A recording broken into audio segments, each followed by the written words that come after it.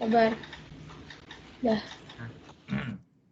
Selamat siang Pak Yosua, kami dari kelompok kehidupan Mesolitikum akan mempresentasikan mengenai kehidupan manusia di zaman Mesolitikum. Yang pertama kita akan membahas corak kehidupan sosial ekonomis di zaman Mesolitikum. Di zaman Mesolitikum ini manusia sudah mulai tinggal di gogo payung, biasanya disebut abri sosroch. Nah, gogo ini terletak di dekat sumber air, bisa laut atau sungai, karena menjadi sumber makanan.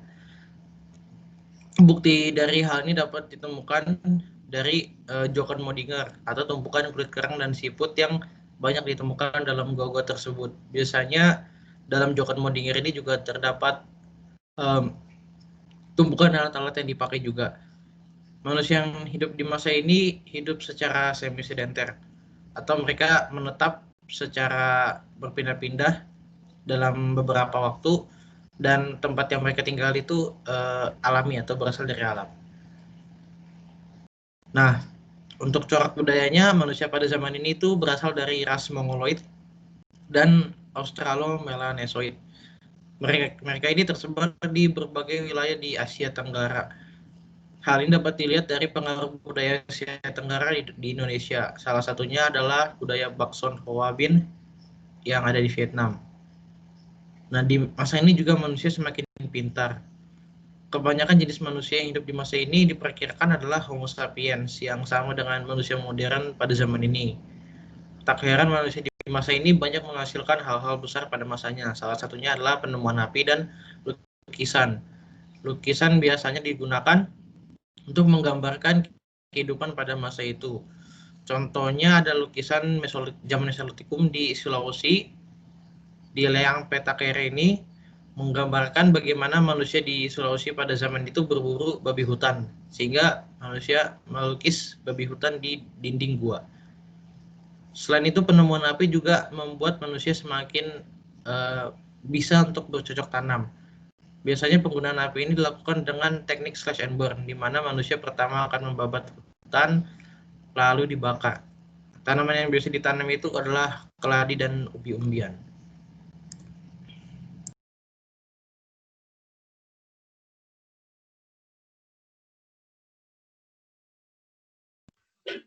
Pada masa Mesolitikum, terdapat beberapa peninggalan-peninggalan. Akan tetapi, terdapat 3 peninggalan utama yaitu seperti bilah, alat tulang, dan kapak dengan Sumatera. Nah, serpi bilah merupakan alat batu yang terbentuk dari lempengan yang dibuat dengan cara diserpi, yang digunakan untuk melakukan pekerjaan ringan, seperti memotong benda hingga berburu binatang. Serpi bilah sendiri ditemukan di beberapa tempat di Indonesia, seperti di Sulawesi Selatan, NTT, Jawa, dan Sumatera. Selanjutnya ada alat-alat tulang-tulang, yaitu adalah alat yang terbuat atau berasal dari tulang dan tanduk hewan yang digunakan untuk keperluan sehari-hari seperti memukul, menggali tanah, untuk digunakan seperti menggunakan pisau, alat serut, dan lain-lainnya. Nah, alat tulang ini ditemukan di beberapa tempat seperti di Sumatera, Jawa, Bali, dan NTT. Selanjutnya adalah kapak genggam Sumatera. Kapak genggam Sumatera merupakan batu yang mirip dengan kapak, tetapi tidak bertangkai, dan cara penggunaannya dengan cara digenggam. Nah, kapak ini digunakan untuk menumbuk biji-bijian atau membuat serat-serat dari pepohonan dan membunuh binatang buruan, serta digunakan sebagai senjata untuk menyerang lawan. Demikian. Selanjutnya itu ada sistem kepercayaan. Sistem kepercayaan yang ada pada zaman Mesolitikum terbagi menjadi 2, yakni animisme dan dinamisme. Pengertian animisme adalah percaya bahwa setiap benda mempunyai roh atau kekuatan magis di dalamnya. Oleh karena itu, banyak manusia purba di zaman Mesolitikum yang menyembah atau melakukan ritual pada benda-benda.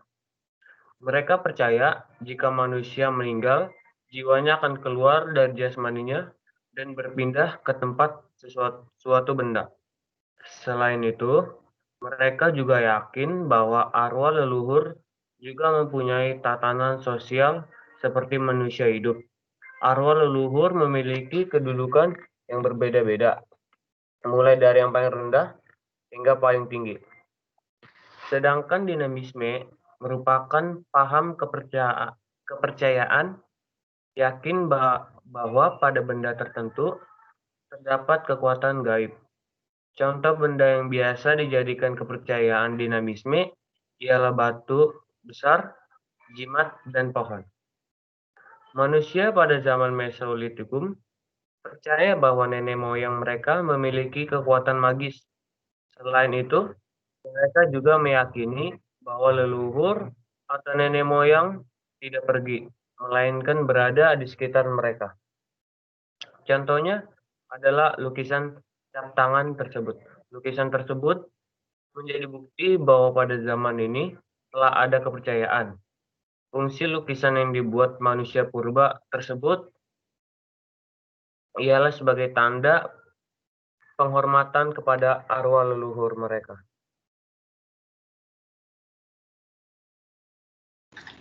Selanjutnya adalah pentingnya memelihara tradisi lisan. Tradisi lisan merupakan identitas komunitas dan salah satu sumber penting dalam pembentukan karakter bangsa melalui nilai-nilai luhur yang diwariskannya.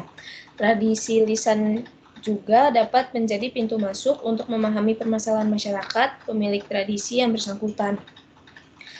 Tradisi lisan seolah-olah tidak relevan di kehidupan modern yang semakin maju ini.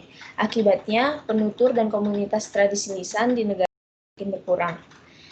Permasalahan yang tersebut terjadi karena adanya beberapa kendala, yaitu yang pertama adalah biaya yang terbatas, kedua teknologi mengasingkan tradisi dari masyarakat, ketiga kebijakan dan strategi kebudayaan yang tepat belum siap.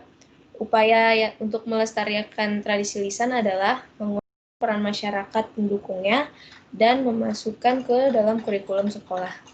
Sekian presentasi dari kelompok kami. Mohon maaf bila ada kesalahan kata. Terima kasih.